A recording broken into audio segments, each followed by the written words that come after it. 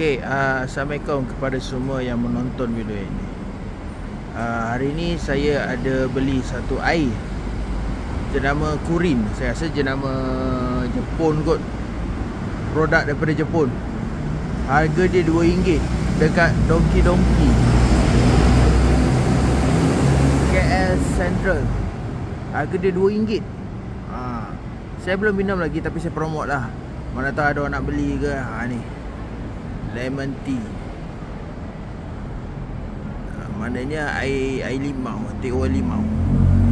Harga dia RM2.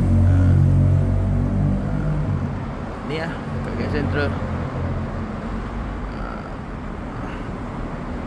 So kejap lagi saya nak minum.